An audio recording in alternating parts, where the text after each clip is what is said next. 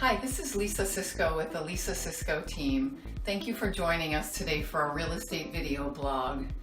We promised we would come inside and talk about the top inspection items on the interior of a home, even though you're not interested in selling, but these are good home ownership items to focus on.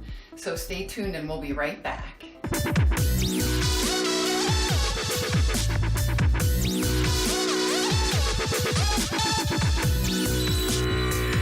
Thank you for joining us today. We're going to answer the frequently asked question, what are the top inspection items usually that occur in the sale of a home, so that as a homeowner we can focus on those during our normal maintenance.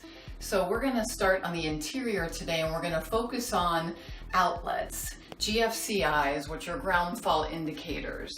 You can see on this outlet there is a GFCI associated with that, and that's because it's within 4 feet of a water source. It seems like electrical code changes annually, so it's difficult to keep up with. It used to be that outlets on the exterior of a home did not need to be GFCI protected, but they do now. So the good overall guideline is if it's within 4 feet of water or if it's on the exterior, it needs to be connected to a GFCI.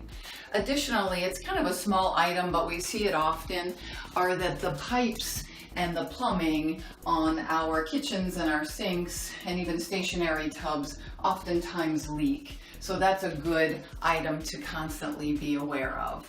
The next items are more major mechanics, so we're going to go into the unfinished part of the basement to take a look at that.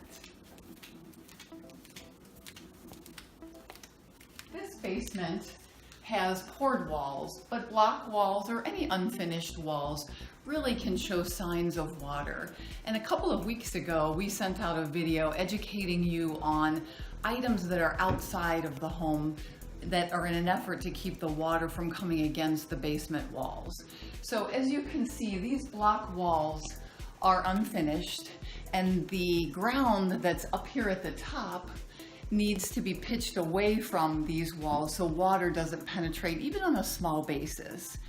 Those tend to come into the home and create effervescence, and then buyers, when they come through, are worried that there's a major issue, and basement repairs can be very costly, so you want to avoid that.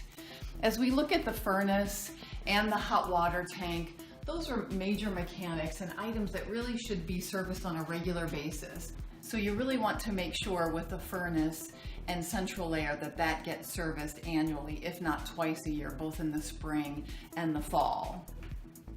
The last item, which we can't show you, is the roof, and that is an exterior item, but you really want to make sure that most roofs are maintained over time. There's not a whole lot you can do other than keeping the gutters free and clear of debris so that ice doesn't jam up and get underneath the shingles, and just make sure that you know the age of the roof. If it's a 20-year shingle or a 25-year shingle, don't wait until you have water problems before those are replaced.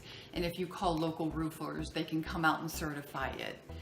So thank you for joining us today for our real estate video blog. We hope you find this information helpful. We do these videos for you based on input from viewers, so please let us know if you'd like us to answer any questions. We'd be happy to. Thanks again. This is Lisa Sisko with the Lisa Sisko team.